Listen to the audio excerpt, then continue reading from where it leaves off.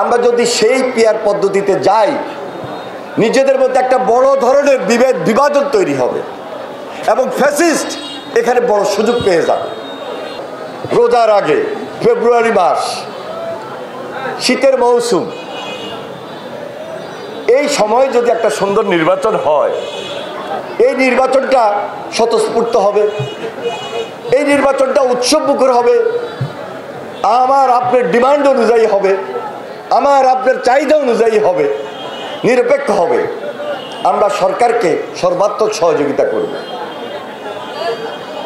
কিন্তু বিভিন্ন মতবাদ আজকে যখন আসে, দুই একটা রাজনৈতিক দলের পক্ষে, দুই একটা রাজনৈতিক ব্যক্তির মত থেকে বাংলাদেশের রাজনীতিতে এই মতবাদ কোনোভাবেই গ্রহণযোগ্য হতে পারে না। যেটা বলা হচ্ছে পিয়ার পদ্ধতি, আমি আগেও বলেছি, এখনো বলি, ভারপ্রাপ্ত চেয়ারম্যান জনাব তারেক রহমান গত পরশুদিন আপনাদের মনে আছে স্পষ্টভাবে বলেছেন, পৃথিবীর অনেক দেশেই ইউরোপের পিয়ার পদ্ধতি আছে, কিন্তু বাংলাদেশের প্রেক্ষাপটে এটা ফিজিবল না। বাংলাদেশের প্রেক্ষাপটে এই মুহূর্তে আমরা যদি সেই পিয়ার পদ্ধতিতে যাই, নিজেদের মধ্যে একটা বড় ধরনের বিভাজন তৈরি হবে এবং ফ্যাসিস্ট এখানে বড় সুযোগ পেয়ে যাবে।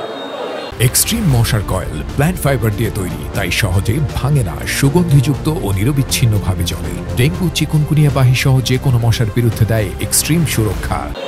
আওয়ামী লীগের যে ফ্যাসিস্ট, যারা সরাসরি আপনাকে আমাকে আঘাত করেছে, দেশটাকে ধ্বংস করে দিয়েছে, দেশের রাজনীতিকে ধ্বংস করে দিয়েছে, সামাজিক ব্যবস্থা, মানবিক যে কাজগুলো আমরা করতে পারি নাই, সব কিছুকে, প্রশাসনকে যারা জিম্মি করেছিল, ধ্বংস করে দিয়েছিল, তাদেরকে কোনোভাবেই সুযোগ দেওয়া যাবে না। তাদের বিচারটা হলো আগে। এই জন্য আমাদেরকে এখন থেকে একটা ঐক্য, যে ঐক্যটা সুদৃঢ় ঐক্য হবে, এই ঐক্যের ভিত্তিতে আমরা এগিয়ে যেতে চাই এবং এই ঐক্যের ভিত্তিতে দেশটাকে গড়তে চাই, নতুন করে নির্মাণ করতে চাই। নির্মাণ করতে হলে এক এক রাজনৈতিক দল এক একটা বক্তব্য থাকতে পারে, মতভেদ থাকবে, প্রতিযোগিতা থাকবে, কিন্তু বৃহত্তর স্বার্থে, দেশের স্বার্থে, দেশ গড়ার স্বার্থে আমাদেরকে ক্ষুদ্র স্বার্থ ত্যাগ করে বৃহত্তর স্বার্থের দিকে এগিয়ে যেতে হবে। সেজন্য এই সুদৃঢ় ঐক্যটা আমরা মনে করি বেশি বেশি প্রয়োজন। এই ব্যাপারে সবাই ঐক্যমতে আছেন বলে আমরা বিশ্বাস করি এবং থাকবেন বলে আমরা এই সরকারের কাছে সবাই মিলে আহ্বান জানাইতেছি, সুন্দরভাবে একটা স্বাধীন যে নির্বাচন কমিশন, নিরপেক্ষ যে অবস্থান, সেখান থেকে একটা সুন্দর নির্বাচনের ব্যবস্থা করবেন।